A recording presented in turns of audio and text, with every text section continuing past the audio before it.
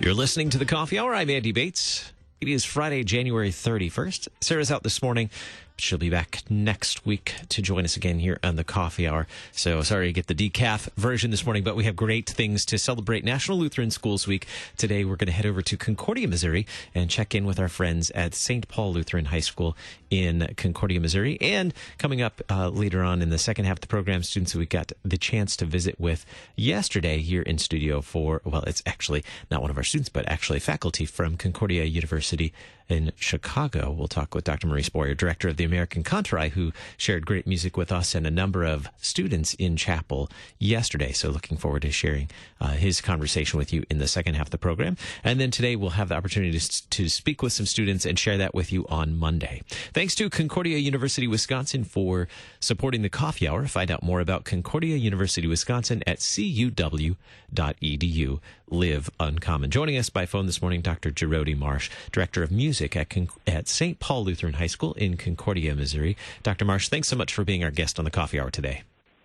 Good morning. So you have the privilege of teaching a number of things, but primarily directing music, multiple choirs and orchestra. And I always love talking about choral music with you. Choral music played an important part in my high school experience. So what role does choral music play in a Lutheran high school education today? Well, I think specifically in a Lutheran high school, we have a wonderful opportunity to teach theology and to teach about our faith through the music. And that is something that we don't always have the opportunity to do, certainly not in a public school. We may sing the great choral literature because 90% of choral literature is sacred music, but we get to talk about what it means. Mm-hmm.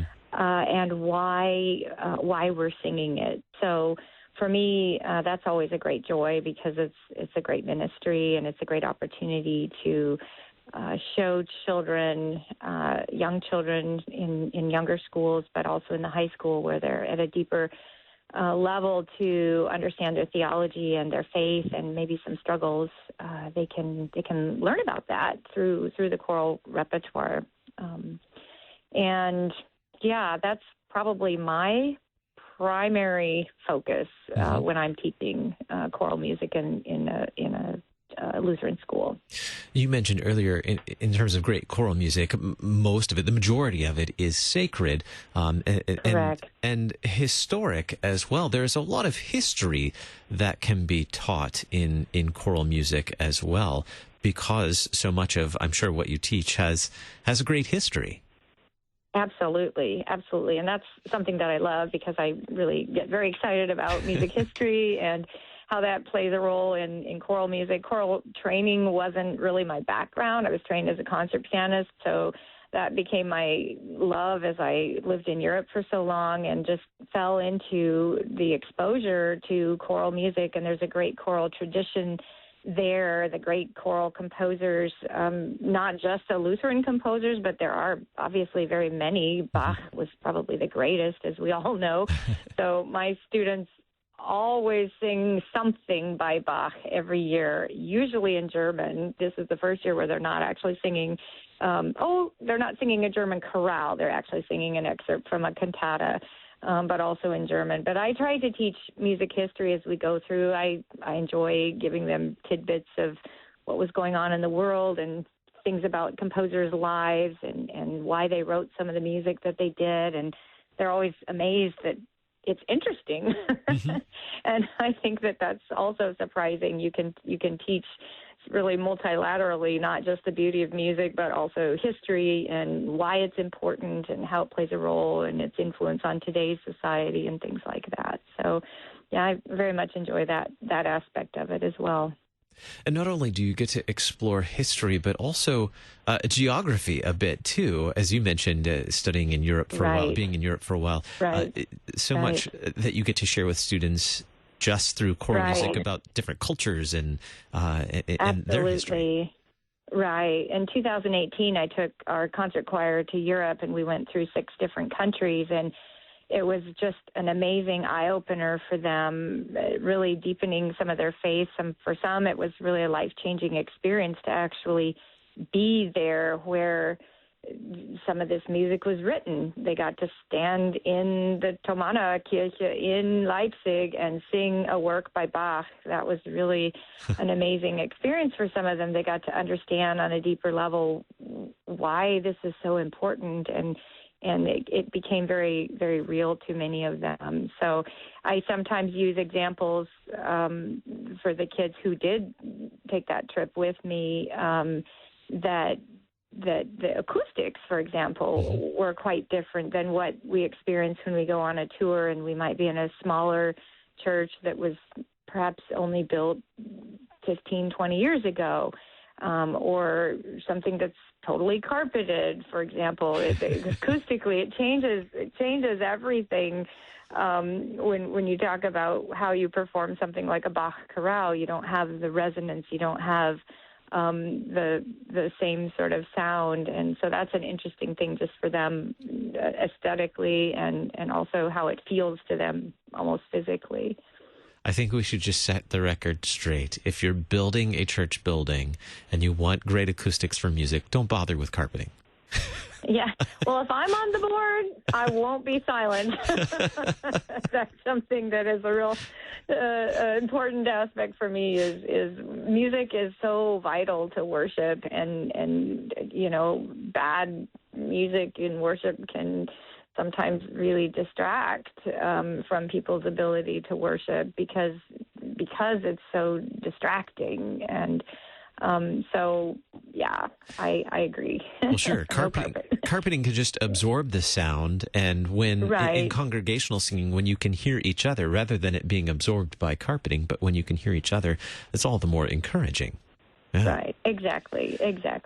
But by the same token, having a place to worship or even a place to rehearse, because we can have similar frustrations with rehearsal venues, at least we are thankful that we can do that. And I often bring that into the role as well, the role of choral music as a mission. There are lands where people aren't even free to worship. So I remind the kids when they're sort of grumpy on a Friday afternoon that, this is a great privilege to be here, and you have no idea sometimes that people are being killed for their faith because they're singing about their faith. That is something they can't really even grasp. So I try to remember that when I'm also frustrated about situations, but at least we do have the freedom to do that. So. Well, we mentioned traveling earlier with students, and the Singing Saints are traveling again. They have a spring tour coming up. Tell us a little bit about the spring tour. Where are the Singing Saints? Where's the choir headed this year? Well, this year we're headed to Texas. Normally we sing in at least 6 or 7 states, but Texas, as you know, is a big state. So we're mostly singing in Texas, and that takes a long time to get there and to get back. This year our state choir contest is actually in the middle of our tour. For some reason that's on a Wednesday. So we're having to kind of circle around, do a little bit of a figure eight, do some concerts that are slightly more local. But we're headed down. We're headed to Flower Mound, Texas. We're headed to Austin. We're headed to Sugar Land, Houston, and through that, obviously, we're going through a couple other states. We'll be singing in Oklahoma City, Midwest City, actually, and also in southern Missouri as we make our way back. And so those are the big places where we'll be headed, and we're very excited about that. The kids are excited about singing someplace where there's warmer weather, hopefully, and some sun. And so churches and locations in Texas, Missouri, Oklahoma, and this is coming up in early March. So check out. So we'll share the link in the program notes today as well, but check out splhs.org to see where the St. Paul Lutheran High School Singing Saints will be traveling this spring to enjoy some of the wonderful music. Tell us a little bit about the lineup of the music for this spring tour. Well, I'm really excited. I always try to have a variety of repertoire because we know that people also have a variety of tastes, and so like I mentioned, we always do something by Bach. That's just going to be the way it is with me. So we've got a piece that from a cantata, Erschallet ihr Lieder, that I have set for strings and piano because we don't have a full orchestra for that. And we've got a piece by Anton Bruckner, which is in Latin. That's some of our main sort of meaty repertoire, but we are also singing several spirituals. I have a men's piece that is We Shall Walk Through the Valley in Peace that is just really wonderful. I've got an awesome men's choir this year, about 25 boys, which really is impressive for a school of a couple hundred. To have that many boys in choir who really can sing well, too. And then I've got a women's piece as well. But spirituals are always close to my heart as well. I think the history and the tradition of spirituals teaches students, again, about what people hung on to in times of trouble and what they had and how they learned about their faith. They learned through song, and they couldn't read or write, so this is how they learned what God's Word had to say. And so I appreciate what that brings. We've got a couple other pieces that the chamber choir is singing, Renaissance piece, and we've got some standards. My Shepherd Will Supply Thy Need, Virgil Thompson, sort of classic choral bread and butter staples from the repertoire as well. But we've also got a couple unusual things. We have a piece that we're doing that is written by an alum. David Rogner he was an alum of SPLHS, and he wrote a piece that we are singing. It's called Give Ear, O Lord, and Visit Me. And so we'll be doing that, and the kids really, really like that. It's a really wonderful, beautiful, beautiful melody and beautiful words based on a psalm. And then we're also singing a piece by Keith Getty, By Faith, which is the theme for our year this year. Our theme is We Walk by Faith, Not by Sight. So the kids really enjoy doing that. That's a little bit more contemporary, but absolutely solid theology that just really reflects what our mission is and what we stand for and how we live out our faith. Sounds like a great lineup. Yeah. Dr. Jerrode Marsh, Director of Music at St. Paul Lutheran High School, Concordia, Missouri. Check out the Singing Saints tour at splhs.org. Dr. Marsh, thanks so much for being our guest on the Coffee Hour today. Thank you. It's always a pleasure. I'm Andy Bates.